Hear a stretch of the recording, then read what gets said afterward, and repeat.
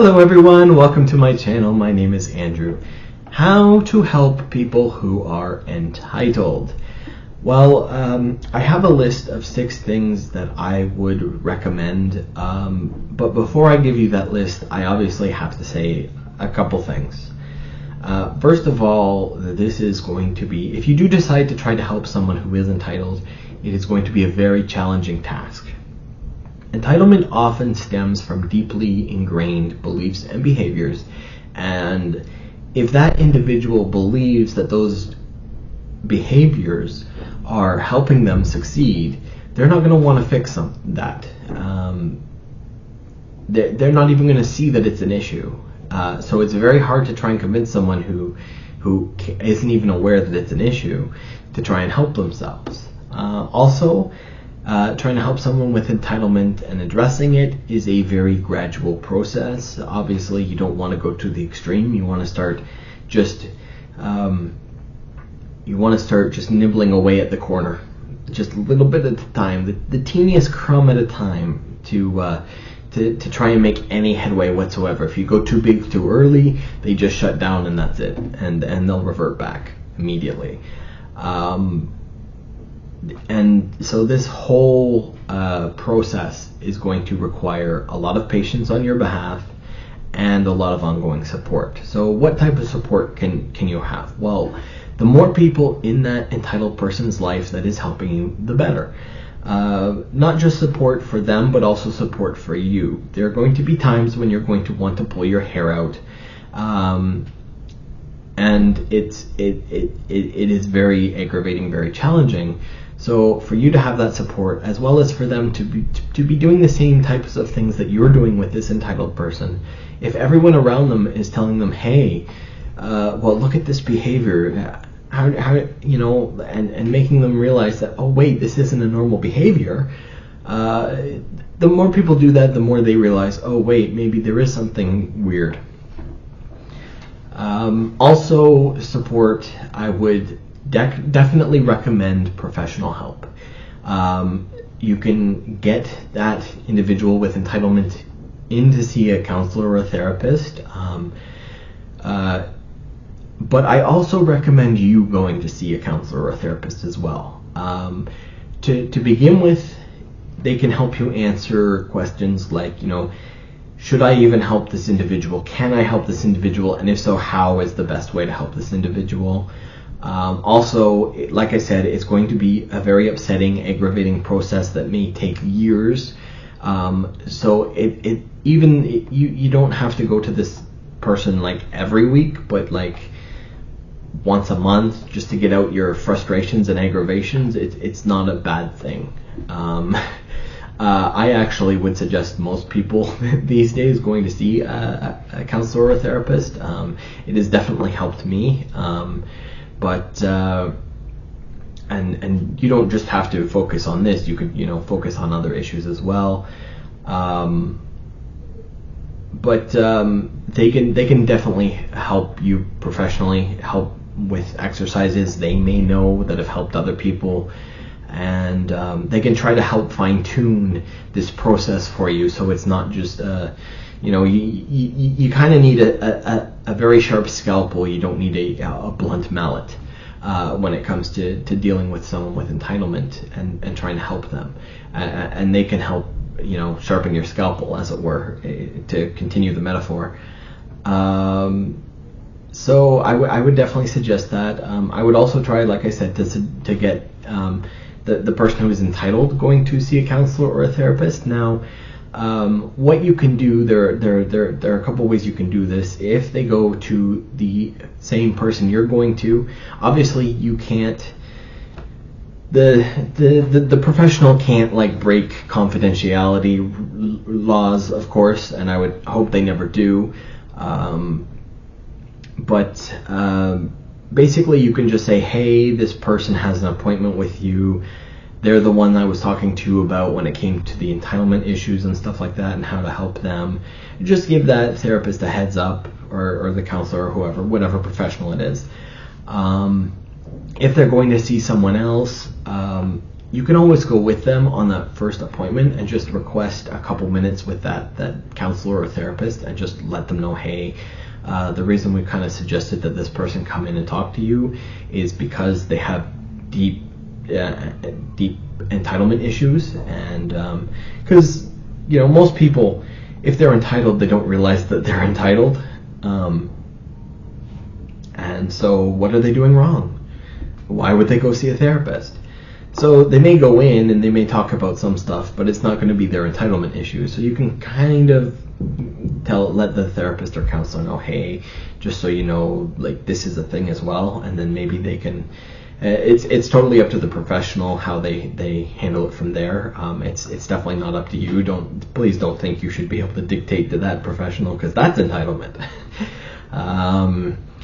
But they generally, if they know that type of thing, they can kind of do things to even with what that person is talking about in their sessions, they can there are neat little tricks they have, as I've learned from people I've gone to. There are neat little tricks they have to kind of help with things like entitlement, even if they're not actually talking about the entitlement itself. So I definitely recommend that. Also realize that I am not a professional. These are just suggestions. Please talk to a professional before you do this. Yeah, fair enough. Now, the reason I have a list in the first place is because I have dealt with an individual within my family who is deeply entitled. On top of that, there's speculation, I'll say, there's speculation that this individual may also have narcissistic personality disorder, which on the spectrum of narcissism is like the extreme level. This individual will create an entirely new universe in their mind to make them right in any situation, and then completely believe that that's the true universe. And so while I was having my mental health issues, I went to see multiple professionals, multiple psychiatrists, multiple therapists, multiple counselors over the years. And this individual obviously did not create my mental illness. However, they played into it significantly. And so when I was starting to feel better, I'm like, I had this conversation with the professionals I was talking to about can they actually be helped? Now, they've never been diagnosed with narcissistic personality disorder. However, they tick every box, and it's very likely that they do. Unfortunately, at the end of the day, we worked out that it wasn't worth the effort, because odds are with the two combined, they're never going to change. At some point, they're going to hit rock bottom, and they're either going to decide I need help, or they're going to decide it's the world's fault and I should just continue being how it is, and that's going to be up to them. Unfortunately, I don't like saying this, but some people unfortunately just are beyond help. And at least for the time being, that may change in the future. However, like I say, from my example, they're just not. I've tried. We tried a couple exercises with them, and it would seem like it was helping, but really it was them just trying to manipulate the situation into looking like it was helping. Because they realized that they would get more leeway if they kind of played into all this. So for my personal example, unfortunately, I could not succeed at helping this individual. But for other people, hopefully you can get through to them. But like I said, talk to a professional first. But these are the 6 things that the professionals that I talked to suggested to me. First of all, encourage self-reflection. This should not be done just by entitled people. This should be done by everyone, every day. multiple times a day. It really, really helps with personal growth. It really, really does. And it helps understand what is actually going on in your mind and with your feelings and emotions and so on. So basically just have them reflect on their thoughts, attitudes, and behaviors. A really good thing to do is, like, at some point in the day, just stop, have them just stop and tell you what they're feeling in that moment.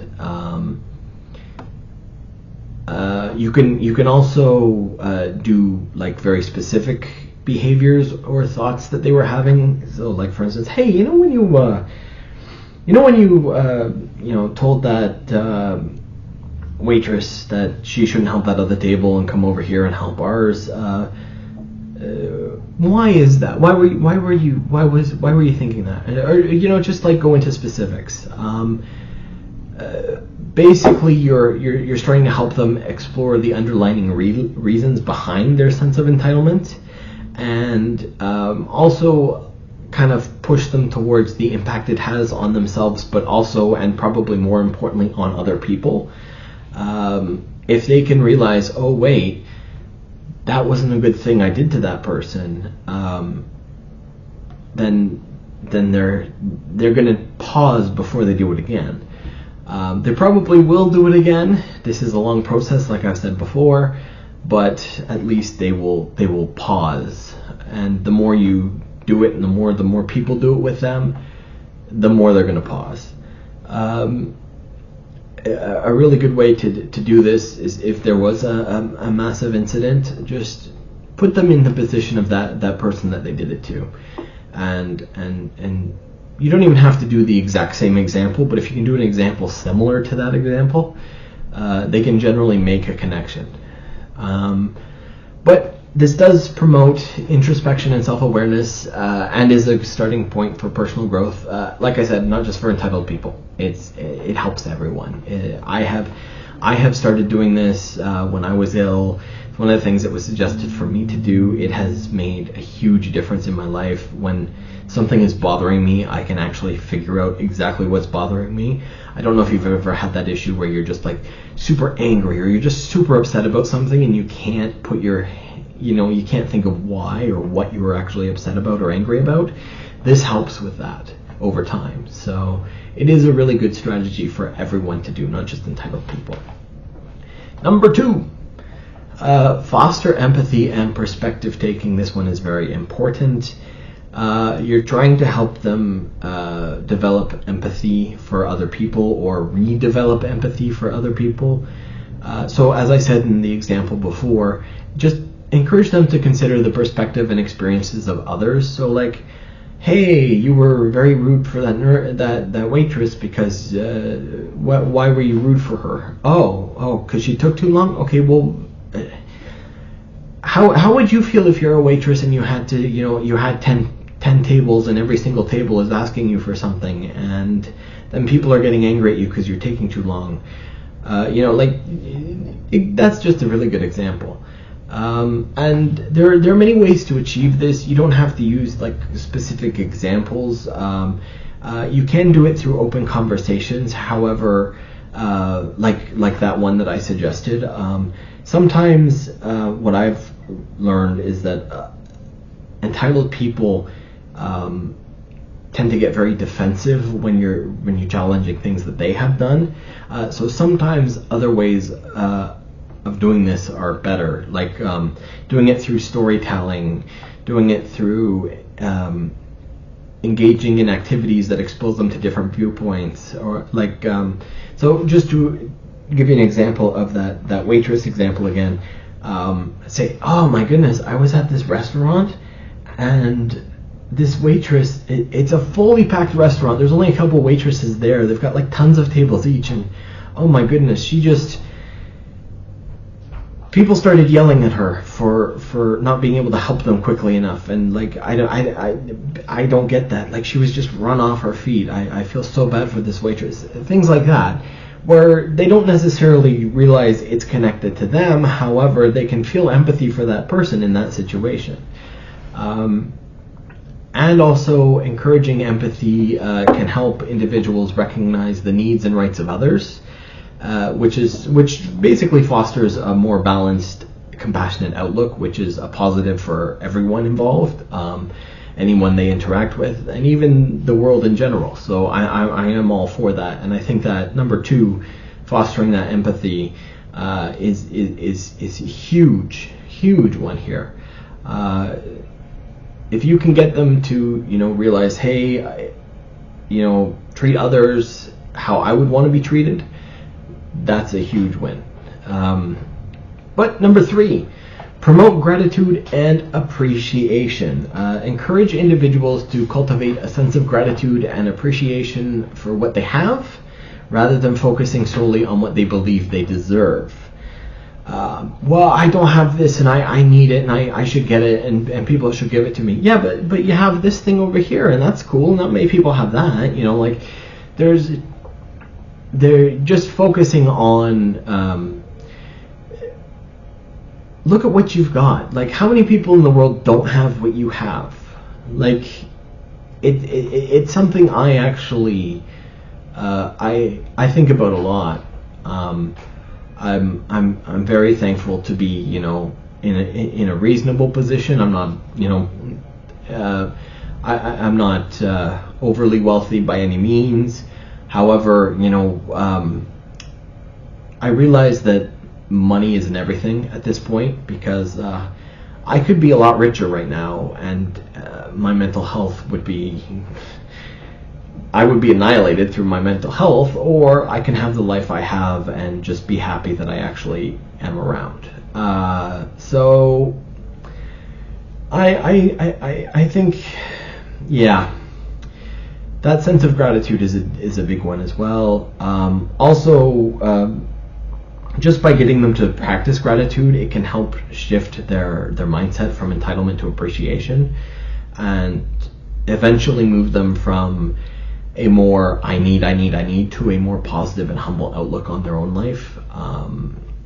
And so number 4, encourage accountability and responsibility. Help them understand the importance of taking responsibility for their actions and their impact on others.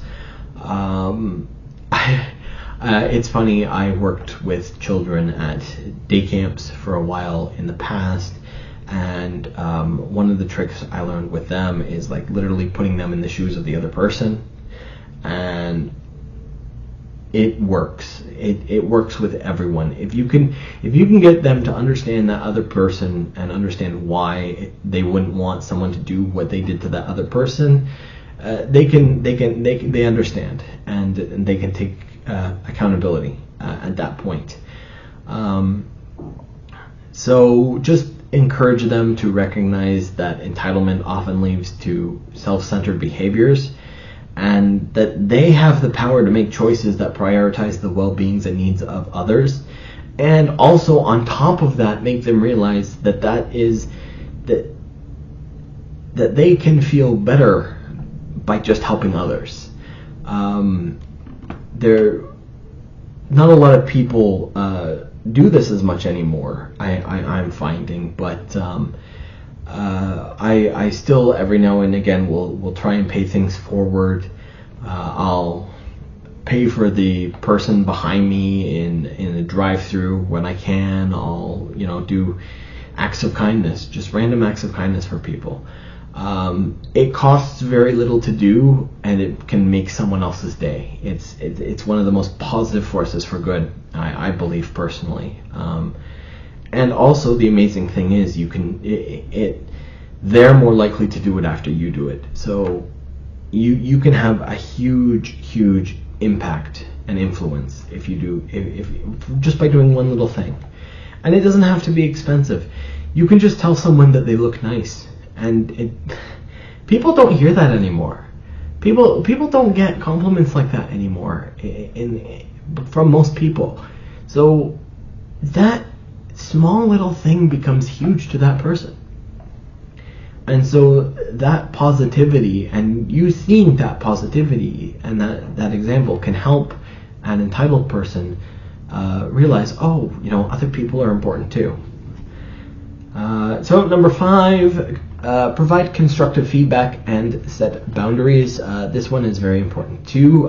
This one is very difficult, though, I will admit. This is probably one of the more difficult ones. When appropriate, and that's a very important thing to say, sometimes, although you want to provide criticism, if you know that it's just going to set them off and it's going to set them back, it's sometimes better to delay that and talk about it with them later. But provide feedback to them when their sense of entitlement is negatively affecting others. This is a good thing I would think more in the end stage. So like you've dealt with them, you've kind of already shown them, okay, they got to take accountability for their actions. They got to empathize with other people.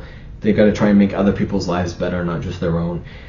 Then if something pops up, you're like, hey, that was not good. Like that behavior wasn't good. I think they're more likely to be open to it. I think more in the beginning they're going to be very defensive about it. And you don't want them to shut down. If they shut down, you probably are going back to the beginning. So understand that there's a time and a place, and this is not easy. This is hard. This is, you may think it's the right time and it's not, and it sets them way back. So it is a very difficult thing to try and get people to become less entitled, by the way.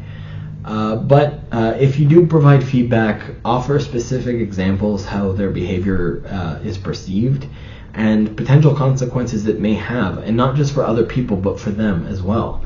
If they meet a new person and they're acting entitled, that new person is not likely to want to be their friend or be near them anytime soon. So you can kind of show them the impact it has on their life as well as the impact on other people's lives. Using the waitress example, okay, you didn't give her a tip because it took her 2 minutes longer than you wanted for her to come to the table.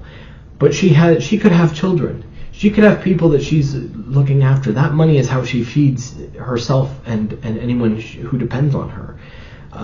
Was that 2 minutes worth potentially her not having enough money to feed her children? And so yeah,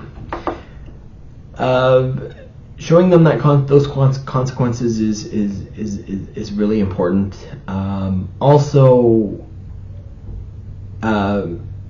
You also have to establish and communicate and regularly communicate clear boundaries, so that, like when it comes to entitlement towards yourself, or when they try to use their entitlement to you, you're like, no, I've told you already, this is not happening, these are our boundaries.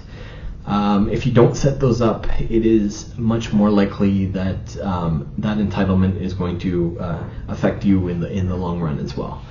And lastly, number 6. Oh no, that's 7. Number 6. I can't count today. It's pretty early for me still. I'm still waking up, to be honest. Cultivate a sense of community and collaboration. So basically encouraging them to engage in activities that promote collaboration and a sense of community, whether that's a sense of community within their community or a sense of community within their friends and family. Both work.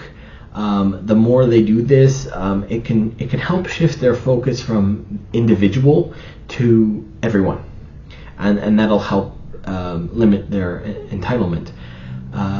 So there are a bunch of ways you can do this. Participation in volunteer work, doing group projects, doing group activities, create a challenge for your friend group. Hey, we're going to do blank. Everyone needs to help, everyone needs to do something, how are we going to do it, type of thing. And the best case scenario is you talk to your friend group ahead of time and you're like, okay, this is going to be to help that person's entitlement, so we're not going to make it too easy on them. So when everyone's doing anything, you may want to give them a job where it's like, you have to support, people if they're having issues here, you have to support people if they're having issues here. That way they have to think, oh, that person, I have to help that person and actually think about that person. That can help, like I say, foster their, or not foster, but like move their focus from themselves and their entitlement to other people and what they need. So that's just one example of that. But yep, those are the 6 ways that you can help an entitled person. Again, I just want to say it's gonna be a long process. It's going to be frustrating, and you're gonna want to pull your hair out more than one time. I promise you.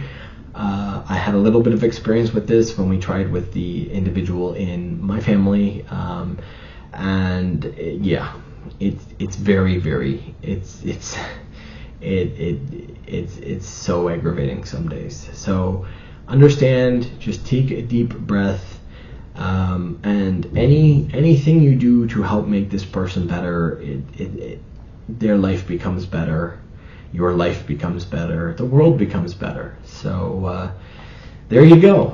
Hopefully you can help. Like I said, again, just please, if you're going to try this, talk to a professional first.